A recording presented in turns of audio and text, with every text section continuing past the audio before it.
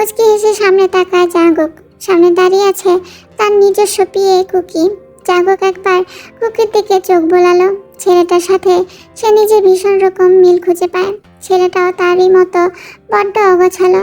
25 থেকে 26 বছরের ছেলেরা সাধারণত খুব ফিটফাট থাকে, কিন্তু সে একটু অন্যরকম। শার্টের এক সাইড বের করা, চুলগুলো এলোমেলো। আসলে কুকির নিজের সাজসজ্জার থেকে বেশি কাজকে প্রাধান্য দেয়, তাই সে জাঙ্গুকের কাছে ভীষণ প্রিয়। কারণ জাঙ্গুক নিজেও কুকির মতোই অগোছালো আর কর্মপ্রেমী। শুধু তাদের মধ্যে দুটো জিনিসের পার্থক্য রয়েছে। কুকির বয়স 25 থেকে 26 আর জাঙ্গুকের বয়স 55। আর সব কাজ একটু দেরিতে করে কুকি, কিন্তু জাঙ্গুক প্রচুর সময়নিষ্ঠ। জাঙ্গুক এই একটা জিনিস হাজার বলেও কুকিকে বদল করাতে পারেনি। আজও লেট। তখন কুকি একটা ক্যাবলা মার্কা হাসি দিয়ে বলল, স্যার আপনি তো জানেনই এই একটাই দোষ আমার চিরকালের, আর ভাবলাম ফাইল দুটো একেবারে কমপ্লিট করে আসি। ও তা তোমার কাছে কি আমার সাথে টাইম স্পেন্ড করাটা গুরুত্বপূর্ণ না? কি যে বলেন না স্যার, আপনি একজন বস হয়ে আমাকে এতটা ভালোবাসা দিয়েছেন, সেখানে আমি কি না আপনার সাথে টাইম স্পেন্ড করাটাকে গুরুত্বপূর্ণ বলে মনে করব না? বুঝেছি। ওখানে দাঁড়িয়ে না থেকে আমার পাশে এসে বসো। কুকি হালকা হেসে হাতে থাকা মদের বোতলগুলো জাঙ্গুকের সোফার সামনে থাকা টেবিলে গুছিয়ে রেখে জাঙ্গুকের পাশে গিয়ে বসলো। জাঙ্গুক কুকির দিকে একটা প্লেট এগিয়ে দিল, যাতে অনেকগুলো কাবাব রাখা। কুকি নিয়ে খেতে শুরু করলো। তারপর বলল, জানেন স্যার, আজ না বড্ড খিদে পেয়েছিলাম। সারাদিনে কাজের ফাঁকে খাওয়ার সময়টুকুই পাইনি। তোমাকে কে বলেছে এত কাজ কাজ করে মরতে? একটু রেস্ট নেবে তো? কথাটা শুনে মুখ ফুলিয়ে হাসলো কুকি। আচ্ছা এখন বলো, পানি দিয়ে খাবে না পানি ছাড়া? কুকি এক পিস মাংস তুলে জাঙ্গুকের মুখের দিকে তাকিয়ে বলল, না না স্যার, আমি মদ খাবো না। জাঙ্গুক তখন ভ্রু কুচকে বলল, সে কি, এই বয়সে ছেলে হয়ে মদ খাও না? তখন কুকি একটু লজ্জা মিশ্রিত হাসি এসে বলল, আসলে জিমিন চায় না আমি এসব খাই।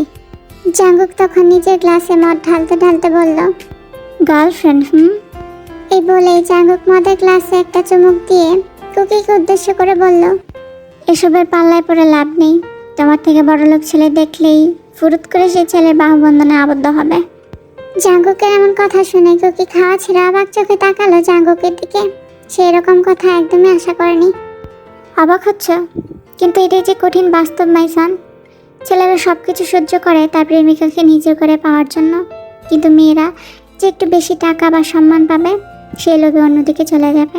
তার জন্য করা হাজারো কষ্ট যে ছেলে করলো তার দিকে ঘুরেও দেখবে না। বড়লোক স্বামী, সন্তান, বিলাসিতায় আনন্দে গোটা জীবন কাটিয়ে দেবে মেয়েরা, আর ছেলেরা নিজেদের অসম্পূর্ণ করে রাখে সারাটা জীবন। তখন কুকি একটু মুচকি হেসে বলল, ভুল বললেন স্যার। আচ্ছা আপনাকে একটা গল্প বলবো, শুনবেন? অবশ্যই, বলো। জাঙ্গুকের সম্মতি পেয়ে কুকি বলতে শুরু করলো। হঠাৎ একটা ছেলে পেছন থেকে কোমর জড়িয়ে ধরল তের, আর মাথায় একটা চুমু খেলো।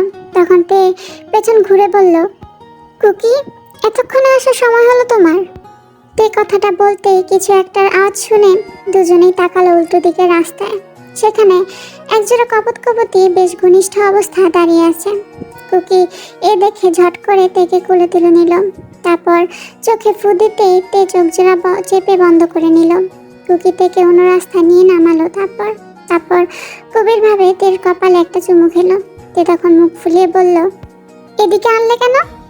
কারণ আমার ছোট্ট বইটা যেন বাজে কিছু না দেখে, তাই।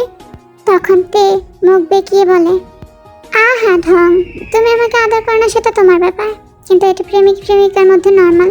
তুমি একটা আনরোমান্টিক, তা বলে কি সবাই হবে নাকি? কুকি তখন হালকা হেসে একটা গানের লাইন গাইল, রুহ সে চাহনে ওয়ালা আশিক বাট জিসমকে কাটতে নেই। তোমাকে আমি ভালোবাসি, তোমার শরীরটাকে নয়। আর আনরোমান্টিক সেটা না হয় বিয়ের পরেই বোঝাবো, কিন্তু বিয়ের আগে কোনোদিন তোমাকে খারাপভাবে ছোবো না। ভীষণ ভালোবাসি যে প্রিয়।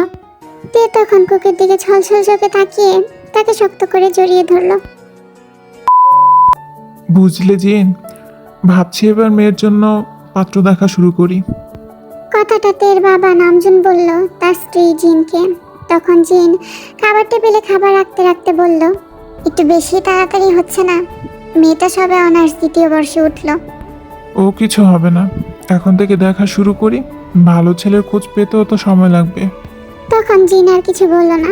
তখনই উপর থেকে দৌড়ে দৌড়াতে নিচে নামলো আর জিনকে পেছন থেকে জড়িয়ে ধরে বলল, ও আমার মিষ্টি মা, খেতে দাও, খিদে পেয়েছে তো। হ্যাঁ বস, দিচ্ছি। তারপর তে লাফিয়ে লাফিয়ে নামজনের সামনে এসে তাকে একবার জড়িয়ে ধরে খেতে বসল। তেয়ংয়ের কাছে তার মা বাবা ভীষণ দামি। ভালোবাসার মা বাবা জিনিসটাই ভীষণ মূল্যবান। জন্ম দেওয়া, তারপর সারাটা জীবন দায়িত্ব নিয়ে ভালোবাসা, আগলে রাখা, পারলে নিজের জীবন দিয়ে বাঁচিয়ে রাখা একমাত্র মা বাবাই পারে। তাই তে পৃথিবীতে সব থেকে বেশি তাদেরকেই ভালোবাসে। আচ্ছা, ভালোবাসা কি? ফোনের ওপারে থাকা তের এই কথা শুনে একটু অবাকই হলো কুকি। কারণ তে হুট করে কোনো কথা জানতে চায় না। সে কথা পৃষ্ঠে কথা বলার পক্ষপাতী মেয়ে। কিন্তু এখন যখন প্রশ্ন করেই ফেলেছে, তখন তার উত্তর না জানা অবধি শান্তি নেই এই মেয়ের। সেটাও জানে কুকি। নিজের চোখের গোল ফ্রেমের চশমা খুলে অন্যদিকে রাখলো কুকি আর চেয়ারে সিটে আরেকটু আরাম করে বসে বলল, ভালোবাসা ভালোবাসা হচ্ছে একটা বিশেষ অনুভূতি, যার শব্দ সংখ্যা খুব ছোট কিন্তু অর্থ বিশাল আকার। এই অনুভূতি কারোর খুব তাড়াতাড়ি বোধগম্য হয়, কারোর বা হয়তো বুঝতে বুঝতে জীবনের কাঁটাটা পেরিয়ে যায়। ধুর, কি যে বলো না তুমি, কিছুই বুঝি না।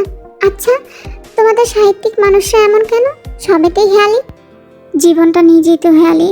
কখন কিভাবে কি হবে কেউই বোঝে না।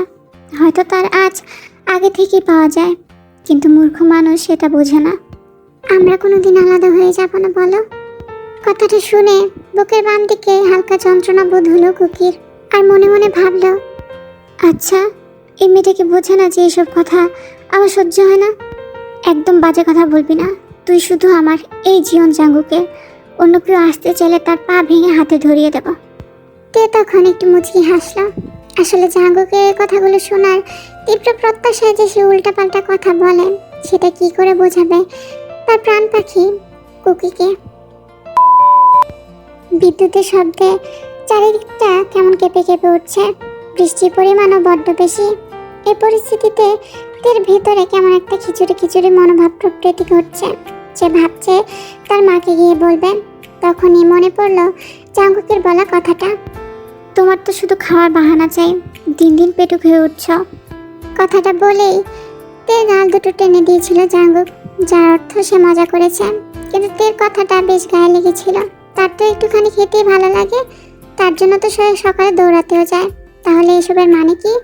কথাটা ভেবে তে ঠিক করলো যে সে আজকে খিচুড়ি খাবে এবং পরদিন একটু বেশি করে দৌড়াবে। এই ভেবে নিচে চলে গেল মায়ের কাছে। এদিকে নামজন তার স্ত্রী জিনকে বলছে, ছেলের বিশাল ব্যবসা, মোটা টাকা আয়, আমাদের মেয়ের জন্য একেবারে পারফেক্ট। কথাটা শুনে জিন নিজের অষ্টদয় জিভ দিয়ে ভিজিয়ে বললেন, ব্যাপারটা খুব তাড়াতাড়ি হয়ে গেল না? না, একটু তাড়াতাড়ি হচ্ছে না। মেয়েটার বাড়ন্ত বয়স, তাছাড়া নাকি ওকে কোন ছেলের সাথে দেখা গিয়েছে। আমি কোনো ঝামেলা আপাতত চাইছি না। ওর বিয়ে হলে আমরা নিশ্চিন্তে থাকতে পারবো। তখন জিন আর কিছু না বলে সেলাই মেশিনে মনোযোগ দিতে চেষ্টা করলো। বাইরে দাঁড়িয়ে এই কথা শুনে তার শরীরে যেন এক প্রকার বিদ্যুৎ বয়ে গেল, যার প্রভাব হয়তো বুকের বাম পাশে থাকা ছোট্ট হৃদয়টাতে পড়বে। তে আর কিছু না ভেবেই দৌড়ে উপরে গিয়ে মোবাইলের প্রথম নামটিতে ফোন লাগালো। আর কয়েক সেকেন্ড পর ওই পাশ থেকে ভেসে এলো একটা মিষ্টি কণ্ঠস্বর। বাইরের বৃষ্টি প্রকৃতির সৌন্দর্য যেভাবে শতগুণ বৃদ্ধি করে, সেরকম আমার এই প্রিয় মানুষের সৌন্দর্য বাড়িয়ে তোলে তার মুখের মিষ্টি হাসিটা। তা আমার জান পাখি কি করছে? কথাটা শুনে আরেকবারের মতো শরীরে বিদ্যুৎ অনুভব করলো তে। বাবা আমার বিয়ের কথা ভাবছে কুকি। এই কথা শুনে জাঙ্গুকের বুকের বাঁ পাশে তীব্র যন্ত্রণা অনুভব হলো। প্রিয় মানুষকে হারানোর কথা মাথায় আসলেই তো ভেতরটা দুমড়ে মুচড়ে যায়। আমি পারবো না কুকি তোমাকে ছাড়া থাকতে, আমি পারবো না, প্লিজ কিছু একটা করো, আমি মরে যাব, বিশ্বাস করো। চুপ, একদম চুপ। সব কিছুতেই কান্না। তোমার চোখের জলটা ভীষণ দামি, বাঁচিয়ে রাখো। কাল তোমার বাড়ি যাব, আমার জন্য যেন সুজির বরফি তৈরি থাকে। কথাটা বলেই ফোনটা কেটে দিল জাঙ্গুক। তারও চোখ দিয়ে পানি গড়িয়ে পড়ছে। আসলে কি সব ঠিক হয়ে যাবে? মেনে নিবে কি জীবন সঙ্গী হিসেবে তার মা বাবা? নাকি সারা জীবনের মতো হারাতে হবে থেকে। বিছানায় নিজের গা এলিয়ে দিল জাঙ্গুক। তার বিশ্রাম প্রয়োজন। এত বেশি ভয় কষ্ট সে আর সহ্য করতে পারছে না। অন্যদিকে বালিশের মুখ গুজে চোখের পানি বিসর্জন দিচ্ছে তে। ভয় হচ্ছে, খুব ভীষণ ভয় হচ্ছে। জাঙ্গুককে হারানোর ভয়, তার কুকিকে হারানোর ভয়। যার সাথে জীবনের যাবতীয় স্বপ্ন দেখেছে তাকে কি হারিয়ে ফেলতে হবে? প্রকৃত ভালোবাসার কি কোনো দাম নেই? সকাল সকাল ধোয়া ওঠা চায়ের কাপে চুমুক দিয়ে নামজন সাহেব তীক্ষ্ণ দৃষ্টিতে তাকালো জাঙ্গুকের দিকে। হালকা ফর্সা মুখে একটা মলিন হাসি ফুটিয়ে বসে আছে জাঙ্গুক। সামনেতে নামজন তখন জাঙ্গুককে বলল। হ্যাঁ বাবা, বলো, কি বলতে চাও? জাঙ্গুক তখন তার মুখের মলিন হাসি নিয়ে একটু ধীর গলায় বলল, আঙ্কেল, আমি তেকে ভালোবাসি। নামজন তখন তাতে কোনো ভ্রুক্ষেপ না করে খুব স্বাভাবিকভাবে বললেন। তো কথাটা শুনে জাঙ্গুক সহ তে দুজনেই বেশ অবাক হয়। তখন জাঙ্গুক আবার বলে, মানে? কত টাকা পাও মাসে? মাসে 65,000-এর মতো। আমি ওর জন্য ছেলে দেখেছি, তার মাসে 2 লাখ টাকায়। আমি চাই না আমার মেয়ের কোনোদিন অভাব হোক। আঙ্কেল, আমি আমার যথাসাধ্য দিয়ে ওকে সুখে রাখার চেষ্টা করব, কিন্তু প্লিজ আমাকে মেনে নিন। তোমার কথায় সব হবে নাকি? আর যথাসাধ্য দিলেই হয় না, সেরকম পকেটে টাকাও থাকা দরকার। টাকা ছাড়া সুখ আসে না। কথাটা একদম সত্যি, টাকা ছাড়া সুখ আসে না। কিন্তু আঙ্কেল, আমি তো এতটাও কম আয় করি না যে ওকে সুখে রাখতে পারবো না। আমার উপর একটু বিশ্বাস রাখুন, আমি ওকে সত্যি সুখে রাখবো। তোমার বাড়িতে কে কে আছে? আঙ্কেল, আমার মা বাবা ছোটবেলাতেই মারা গেছেন। মামার কাছে বড় হয়েছি, এখন একাই থাকি। না, তাহলে অসম্ভব। আমার মেয়ে একা বাড়িতে সংসার করবে, সেটা তো হবে না। এই কথা শুনে জাঙ্গুক মাথাটা নিচু করে ফেলে। বাবা প্লিজ, আমি পারবো না জাঙ্গুককে ছাড়া থাকতে। আমি আর একটা কথাও শুনতে চাই না, আর তুমি আসতে পারো। জাঙ্গুক তখন মাথা নিচু করে উঠে দাঁড়ায় আর বলে, আঙ্কেল, সুখ আর ভালোবাসা দুটোর জন্যই টাকার প্রয়োজন, এটা সত্যি। কিন্তু সেটার পরিমাণ যে বিশাল হতে হবে সেটা কিন্তু নয়। আর বাইরে একবারের জন্য এসোতে। এই বলেই জাঙ্গুক সেখান থেকে বেরিয়ে যায়। আর তেও দৌড়ে চলে যায় জাঙ্গুকের পেছনে। বাগানের বেঞ্চে বসে আছে তে আর জাঙ্গুক। তে তখন একটা প্রাণহীন মানুষের মতো বলে, তাহলে কি আলাদা হয়ে যাব? শেষ হয়ে যাবে 5 বছরের গড়ে তোলা নিষ্পাপ ভালোবাসা?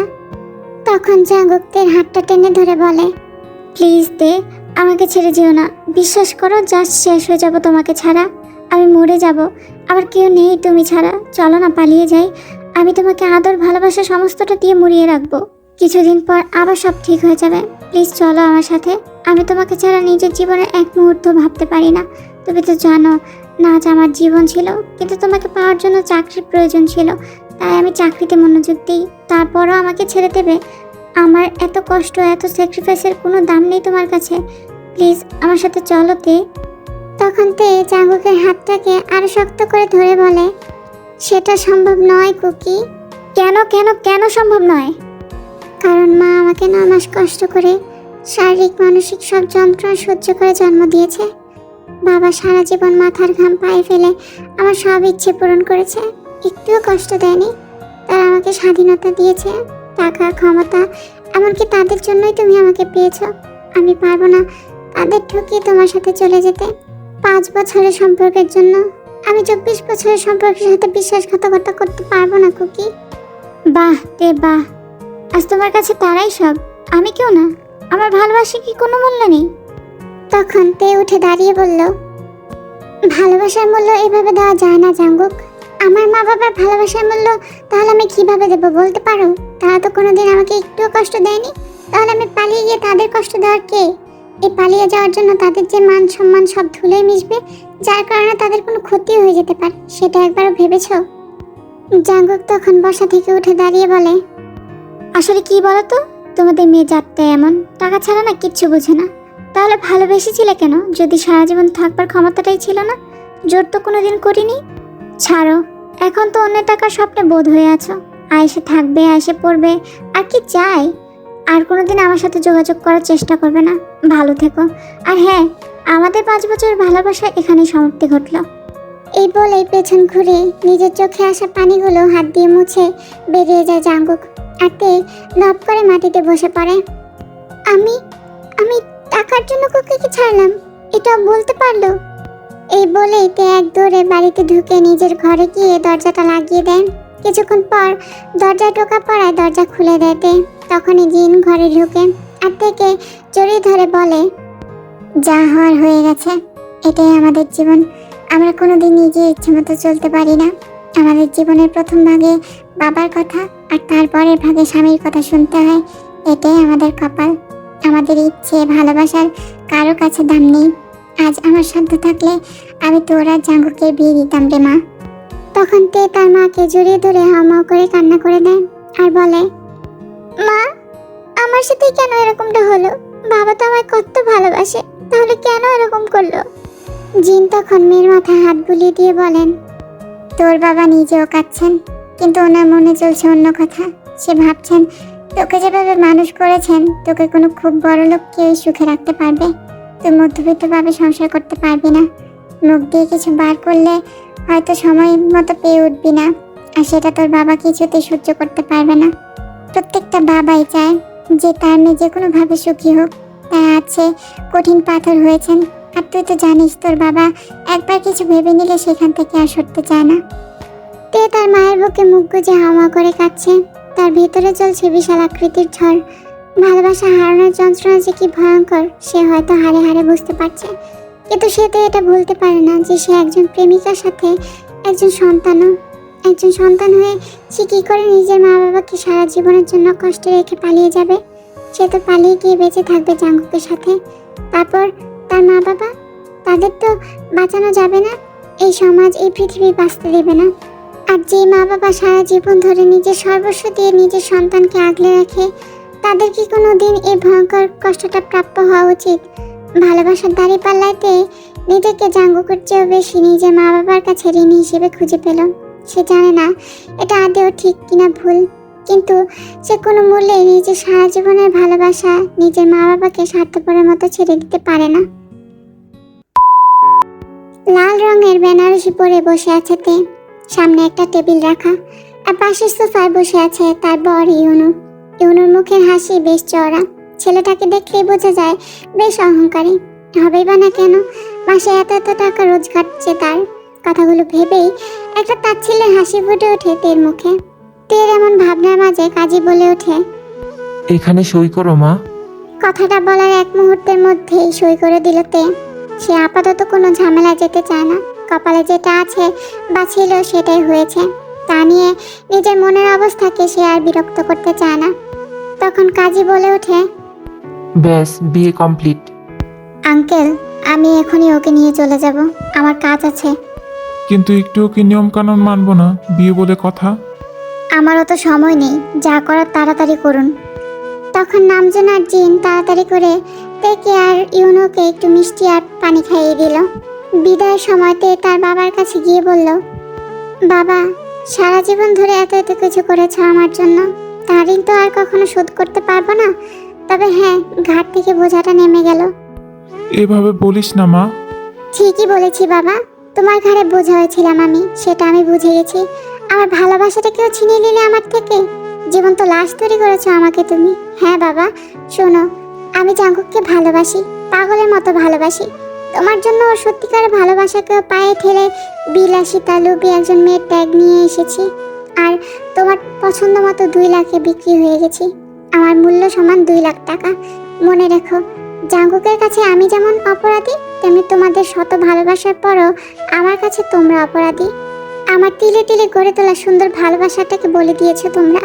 যে ছেলেটা এই শূন্য পৃথিবীতে শুধু আমার কথা ভেবে বেঁচে ছিল, সে আজ কি করছে একবার ভেবে দেখেছো? বাদ দাও, আমার সন্তান হিসেবে কর্তব্য শেষ। এরপর থেকে আর কোনোদিন আমাকে দেখার আশা রেখো না। এবারে চৌকাট পেরোতে মনে করবে তোমার মেয়ে মারা গেছে। কথাগুলো বলেই কোনো অনুভূতি মুখে না ফুটিয়ে চলে গেল তে। নামজনের চোখ দিয়ে পানি গড়িয়ে পড়ছে।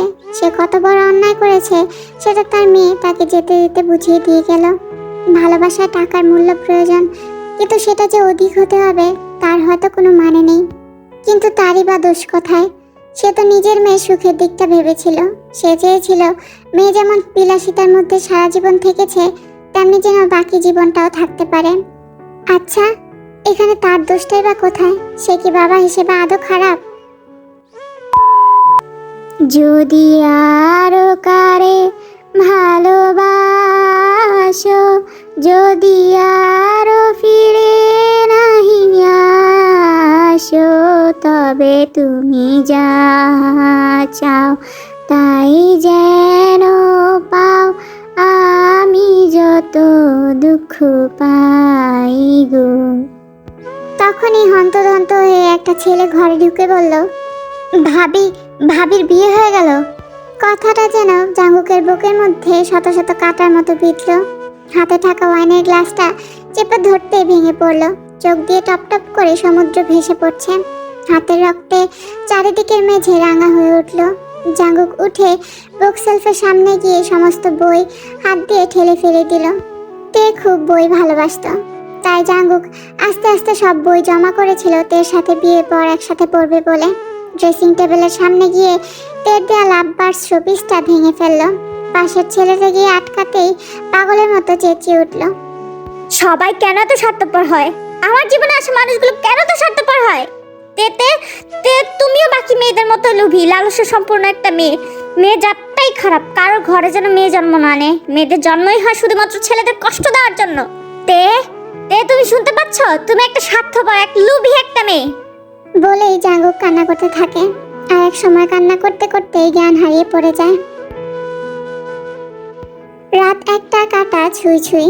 পাতলা একটা শাড়ি পরে বিছানায় শুয়ে আছে তে, কপালে হাত দেওয়া। নিজের জীবনের হিসাব মেলাতে ব্যস্ত সে। কিসের পাপের ফল পাচ্ছে আজ সে? ভালোবাসা কি তাহলে পাপ, নাকি নিজের বাবা মার স্বাদ মেটানোটা পাপ? আচ্ছা, সে তো আত্মহত্যা করতে পারে, কিন্তু সেটাও তো পাপ। কিন্তু কত আর পুণ্য করবে সে? পুণ্য করতে করতে আজ সে ক্লান্ত। কিন্তু আত্মহত্যা করলে যে তার মায়ের কষ্ট করে কাটানো 9 মাস বিফলে যাবে। সে কষ্টের পরিমাণ তো যে কোনো কষ্টের ধরা ছোঁয়ার বাইরে। এইসব ভাবনার মাঝেই দরজাটা খুলে গেল। আর তে তাকিয়ে দেখলো তার স্বামী ইউনু এসেছে। ইউনু ঢুকে আগে তের দিকে তাকালো। তার দৃষ্টি যে খারাপ তা বুঝতে বেশি সময় লাগেনি তের। তারপর ইউনু ফ্রেশ হতে চলে যায়। ইউনু ফ্রেশ হয়ে এসে দেখে তে দাঁড়িয়ে আছে। তেকে এভাবে দাঁড়িয়ে থাকতে দেখে ইউনু জিজ্ঞেস করে, কিছু বলবে? হ্যাঁ, মানে আমার কিছু বলার আছে। আমি একজনকে ভালোবাসি, আর আমার সব কিছু মানিয়ে নিতে একটু সময় লাগবে। আশা করি আপনার এতে কোনো সমস্যা নেই। ইউনু তখন একটা তাচ্ছিল্যের হাসি দিয়ে বলল, হ্যাঁ, তোর এসব ভালোবাসা টালাবাসা দিয়ে আমি দিয়ে জল খাবো নাকি? তোর ভালোবাসার জন্য আমি কেন স্যাক্রিফাইস করতে যাব? এখন তো আমার ব্যক্তিগত সম্পত্তি, যা ইচ্ছে তাই করতে পারি। আমি কোনো সময়টা দিতে পারবো না। বিয়ের আগে যা করেছিস, তাতে আমার কোনো ইন্টারেস্ট নেই। বরং আমার তো ইন্টারেস্ট এখন। কথাগুলো বলে তের উপর পশুর মতো ঝাঁপিয়ে পড়লো ইউনু। ইউনুর এমন আচরণে তে কোনো পাল্টা প্রতিক্রিয়াই দেখালো না। সে সবটাই মেনে নিয়েছে। এটাই তার ভাগ্য। যেখানে তার স্বপ্ন ছিল বাড়ির ছাদে বসে বিকেলে ঠান্ডা হাওয়ায় কফিতে চুমুক দিয়ে জাঙ্গুকের সাথে রোমিও জুলিয়েট সিনেমা দেখবে, সেখানে আজ তাকে এইসব সহ্য করতে হচ্ছে। কিন্তু এতে তার কষ্ট নেই। সে তার জীবনের মূল্যবান দুটো মানুষকে খুশি করতে সক্ষম। এইদিকে ইউনু যখন তের শরীরটা তার ইচ্ছের বিরুদ্ধে ব্যবহার করছে, সেখানে তে অন্যদিকে মুখ ফিরিয়ে তার চোখের জল বিসর্জন দিচ্ছে। আচ্ছা, জাঙ্গুক তো কোনোদিন তাকে ছুঁয়েও দেখেনি। সে তো মানতে পারছে না অন্য কারো ছোঁয়া। সে তো কোনোদিন এসব চায়নি। জাঙ্গুক যেখানে তাকে তার মনে রানীর মতো করে রেখেছিল, সেখানে তার কি এটাই প্রাপ্য? সে তো জাঙ্গুকের নিষ্পাপ ভালোবাসায় মরে থাকতে চেয়েছিল।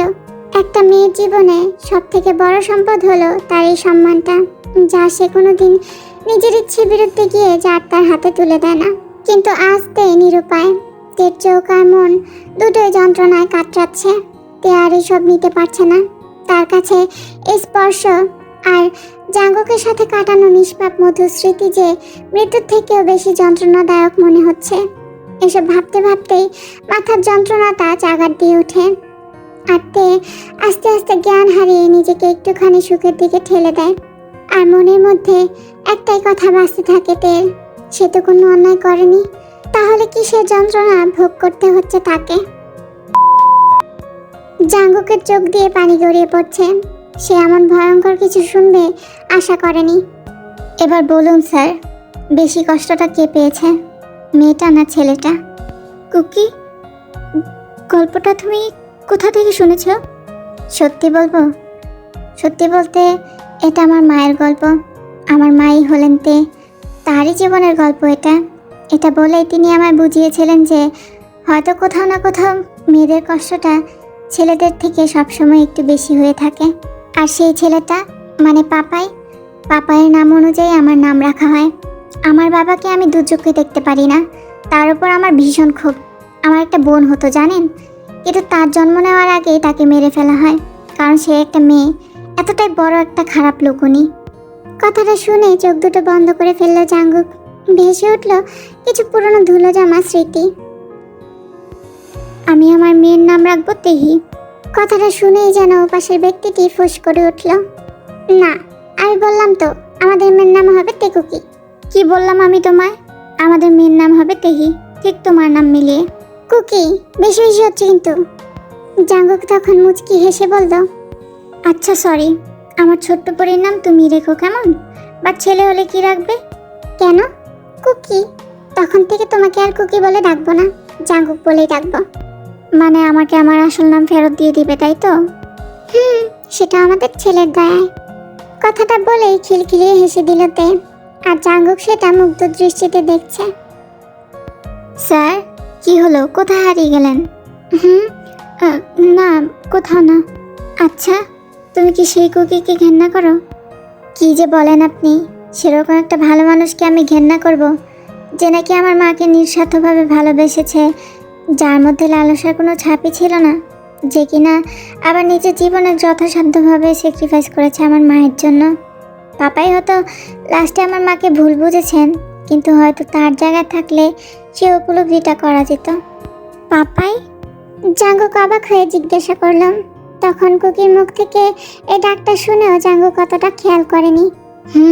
যেদিন থেকে আমি জানতে পারি তার কথা, সেদিন থেকে আমি তাকে ভীষণ সম্মান করি আর পাপাই বলে ডাকি।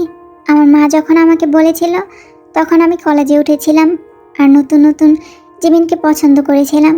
আমার মা আমাকে এটাই বলেছিল যাতে কোনো দিন আমি জিমিনকে কষ্ট না দিই। তবে জানেন, আমার বাবাইকে আমার একবার ভীষণ দেখার ইচ্ছা। একটা মানুষ কতটা ভালো হলে বিয়ের আগে নিজে প্রেমিকাকে ছুঁয়েও দেখে না, আর আমার বাবাকে দেখুন, একটা পশুর কম নন। কথাটা শুনে জাঙ্গুকের চোখের পানি যেন অঝর ধারায় পড়তে থাকে। কুকি ব্যস্ত হয়ে গিয়ে জাঙ্গুকের কাছে এলেই জাঙ্গুক তাকে জড়িয়ে ধরে কাঁদতে থাকে। কুকি কিছু বলে না, কারণ তার মতে কান্না যে কারণেই করুক না কেন, তাকে একটা নির্ভরযোগ্য কাঁধ দিয়ে কান্না করতে দেওয়া উচিত।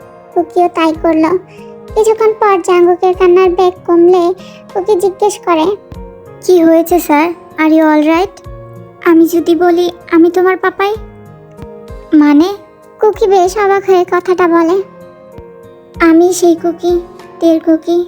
আমাকেও ভালোবেসে নামটা দিয়েছিল, বলেছিল আমাদের ছেলে হলে নাকি তার নাম রাখবে কুকি। আমি ভাবতেও পারিনি ওকে এতটা কষ্ট পেতে হয়েছে। জীবনে খালি নিজের কষ্টটাই দেখে গেলাম। স্বার্থপর তো ও ছিল না, বরং আমি স্বার্থপর হয়ে ওকে ভুল বুঝে গেছি।